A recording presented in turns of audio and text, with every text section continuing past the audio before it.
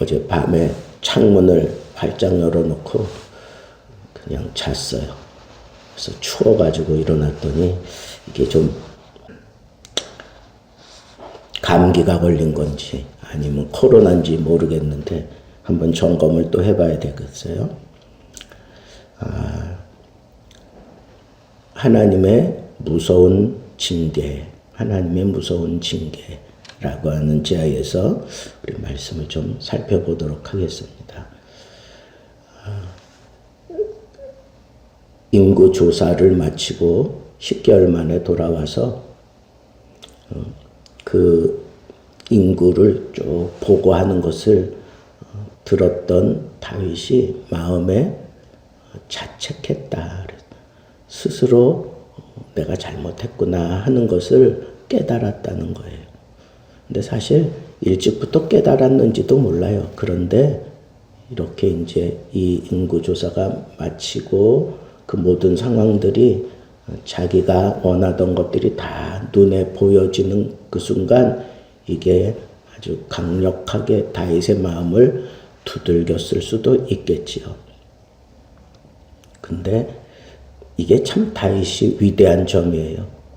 깨닫는 순간 내가 잘못했구나 깨닫는 순간 내가 하나님 앞에 잘못했다라고 하는 것을 그가 깨달으면서 상당히 고통당하고 있는 것을 볼 수 있어요.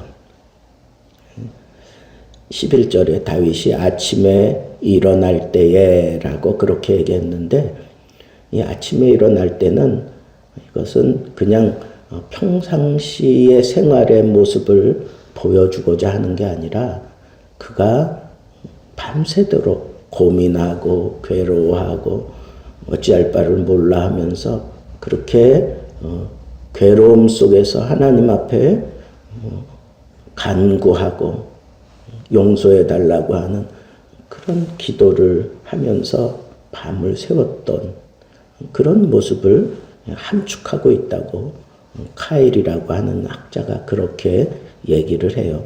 근데 앞에 내용과 이 지금 11절의 내용을 이렇게 비교해 보면 그렇겠구나 하는 것을 알 수가 있어요. 그리고 하나님께서 선견자 가세게 다윗에게 가라 그렇게 말씀하신 것들을 보면 하나님 앞에 이렇게 자기 잘못을 깨닫고 즉시 회개하고 통회할 때 하나님께서는 응답하셔요. 반드시 응답하셔요. 그래서 선지자를 통해서 하나님이 이제 너를 징계하실 것이다 하는 그런 응답의 메시지를 전하게 됩니다. 여러분 그거 아세요? 내가 무언가를 골똘히 고민하고 하나님이 이걸 좀 해결해 주시면 좋겠다 하는 그런 생각이 들 때 생각지 않았던 주의 종들이 나를 찾아오거나 아니면 나에게 전화를 하거나 아니면 하나님의 어떤 강력한 메시지를 담고 하나님이 의도적으로 보내서 그를 말씀으로 확신하게 만드는 그런 때가 우리 살아가면서 종종 있습니다. 그러니까 이것도 다윗의 그 기도에 하나님이 응답하시는 거예요. 선지자를 보내셔서. 그래서 이제 너의 그 죄에 대해서 해결할 수 있는 길을 주겠다라고 그렇게 얘기하는 거잖아요. 비록 그 내용이 어마어마하지만 이건 하나님의 응답이 분명해요. 세 가지를 얘기하죠. 7년 동안 기근을 당할 거냐 아니면 원수에게 3년 동안 쫓겨다니겠느냐 아니면 이 땅에 온역이 전염병이 3일 동안 돌게 하겠느냐. 다윗이 생각할 때 기근도 그렇고 왕의 그 원수에게 쫓겨다니는 것도 이건 자연이나 아니면 그 원수가 나를 해하고 나에게 심각한 그런 아픔을 주는 거잖아요. 그런데 내가 하나님의 손에 빠지기를 원한다. 사람의 손이 아니라 하나님의 손에 빠지기 원한다 하는 이 얘기는 이 온역을 선택한 거죠. 전염병을 선택한 거예요. 그래서 그 아침부터 정하신 때까지 전염병이 온 이스라엘 땅에 3일 동안 이제 내리게 됩니다. 단에서 부엘세바는 우리로 얘기하면 백두에서 한라까지 그런 의미예요. 그러니까 그 온 땅에 이 전염병이 내려서 7만 명이 죽었어요. 7만 명. 그 짧은 기간 동안 7만 명이 죽었어요. 그리고 이제 마지막 기세를 발휘하며 천사가 예루살렘을 향하여 손을 들어 멸하러 하더니 했는데 어쩐 일인지 하나님께서 이 재앙 내리심을 뉘우치시고 아니면 후회하셨다 뭐 하는 이런 인간적인 그런 표현이죠. 그런 표현으로 이 천사를 말리십니다. 이제 내 손을 거두라. 그런데 그 다음에 그 천사가 있었던 자리를 우리에게 이렇게 얘기를 해요. 여부스 사람 아라우나의 타작마당 곁에 있는지라. 여러분, 이 아라우나의 타작마당에 대해서는 우리 내일 조금 더 살펴보겠습니다. 오늘은 하나님의 이 징계에다가 초점을 맞추었어요. 그래서 하나님께서 그 징계를 3일 동안 다 채우지 않고 이렇게 중단시키셨는데 그 중단시킬 수밖에 없었던 이유가 뭔가 하는 여러 가지 의미들을 생각해 볼 수 있는데 오늘은 다윗의 이 징계니까 거기에 초점을 맞추어서 다윗이 철저하게 하나님 앞에 회개했다는 거예요. 하나님 앞에 철저하게 회개했다는 것이고 그리고 하나님께서 그 백성들을 보면서 다윗과 그 백성들을 보면서 그 마음에 돌이키심을 행하십니다. 그래서 거두시잖아요. 그러니까 여기서 우리가 다윗의 그 고통을 하나님이 충분히 이해해 주셨고 그리고 이 여호와의 백성들이 저지른 그 모든 죄에 대해서 하나님이 이렇게 심판하시는 건데 하나님께서 실상은 다윗이 지금 인구조사 문제만 가지고는 이 다윗이 저지른 거잖아요. 그죠? 근데 하나님께서 왜 이스라엘 백성들을 이렇게 심판하실까요? 백성들의 죄악이 하나님의 징계를 부른 그런 상황이 분명히 있었고 또 하나는 대표의 원리예요. 다윗을 하나님이 치실 때 그의 백성들도 하나로 생각하고 치시는 거예요. 여러분 이 대표의 원리가 징계할 때에도 있었고 은혜를 베풀 때에도 이 대표의 원리가 여기 드러나는 겁니다. 그렇기 때문에 하나님께서 이제 다윗이 철저하게 회개한 것을 보시고 이 징계를 거두시는 겁니다. 저는 오늘 말씀을 통해서 하나님의 징계는 반드시 시행되는구나 라고 하는 것을 느꼈어요.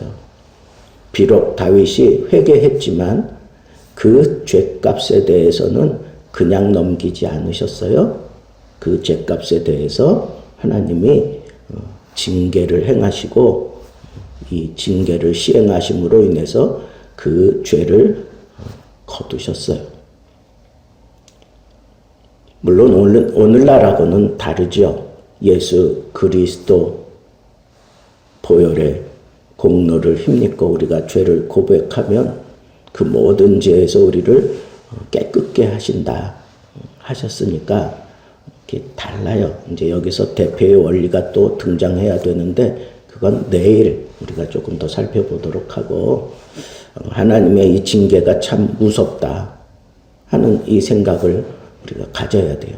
이 다윗이 참 평안할 때, 이제 치세 말년에 이르러서 평안할 때 이런 자기가 이루어놓은 이런 것들을 드러내고 싶어하고, 또 내가 의지할 만한 이 백성들이, 이 군사들이 얼마나 되는지를 살펴보려고 하는 그 마음이 잘못됐다는 거예요.